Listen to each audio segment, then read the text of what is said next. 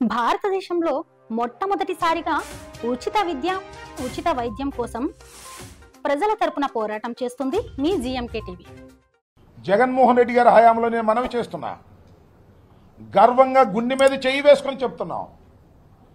జగన్మోహన్ రెడ్డి గారి హయాములో 5 సంవత్సరాల పాటు రైతు ఉత్పత్తి చేసినటువంటి పంటలకు మద్దతు ధర రాకపోయినా, లేదు రైతు నష్టపోతున్నాడని గ్రహించిన 3,000 కోట్ల రూపాయలు ధరల స్థిరీకరణ కోసం పెట్టి ధాన్యం కొన్నాం, పత్తి కొన్నాం, శనగ కొన్నాం, పొగాకు కొన్నాం.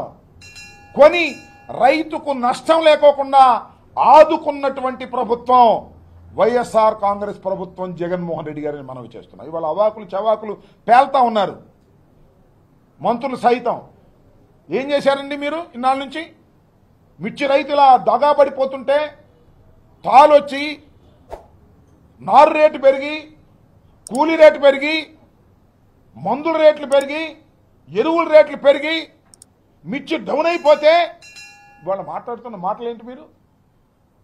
ఇవాళ ఇదంతా కూడా ఎవరి మీదో నెట్టేసి కేంద్ర మంత్రికి, వ్యవసాయ శాఖ మంత్రికి లెటర్ రాసేసి తుడిచేసుకుందాం అనుకుంటే కుదురుతుందా అని అడుగుతా ఉన్నా. ఆదుకోవాల్సిన బాధ్యత ముఖ్యమంత్రికి లేదా? నేను గర్వంగా చెప్తున్నా, వైఎస్ఆర్ కాంగ్రెస్ పార్టీ ప్రభుత్వం రైతు పక్షపాత ప్రభుత్వం. ప్రభుత్వానికి నష్టం జరిగినా రైతుని ఆదుకోవాలని తాపత్రయపడినటువంటి ప్రభుత్వం.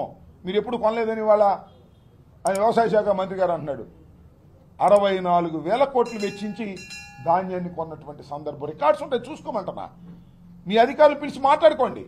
పూర్వం చేసిన అధికారులు వ్యవసాయ శాఖలో జగన్మోహన్ రెడ్డి గారి టైంలో ఎంత చక్కగా వ్యవసాయం అంటే దండగ లేకోకుండా ఉండాలని తాపత్రయపడినటువంటి ముఖ్యమంత్రి జగన్మోహన్ రెడ్డి గారు. ఇవాళ ఏంటండి, మీరు 9 మాసాలైంది వచ్చి, మీరు రాగానే అన్ని రేట్లు పడిపోయినాయి. ఇదేం కర్మ నాకు అర్థం కాల.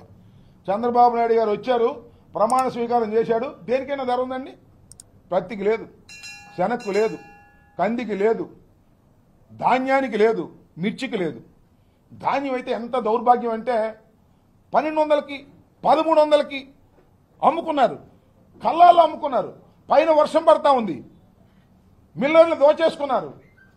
అలా కాదు, మేము మద్దతు ధర కొంటామని ఎప్పుడన్నా అన్నారండి మీ జీవితంలో? రైతు నట్టేట మునిగిపోతుంటే ఆనందంగా కళ్ళు ఆర్పుకోకుండా అబద్ధాలు చెప్పేటటువంటి కార్యక్రమం చేశారు తప్ప ఎప్పుడు రైతును ఆదుకోలేదు.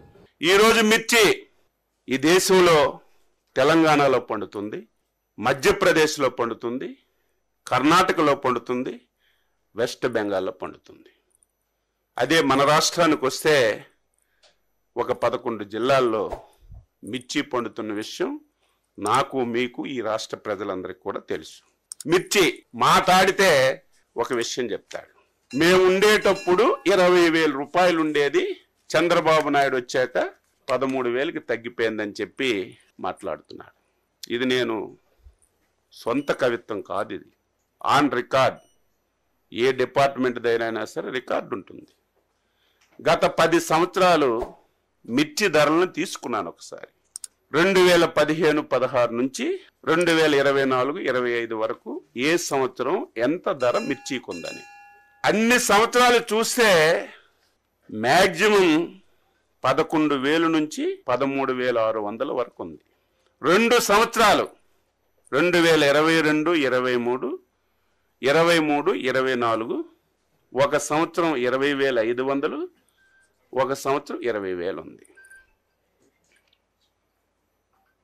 ఇది నేను ఏదో 13,000 ఉంది, 14,000 ఉంది, రైతుకి ఇప్పుడు ఇచ్చేస్తున్నామని చెప్పి నేను ప్రభుత్వం తరపున చెప్పడానికి సిద్ధంగా లేను. ఈరోజు మిర్చి రైతు ఇబ్బందుల్లో ఉన్నాడు.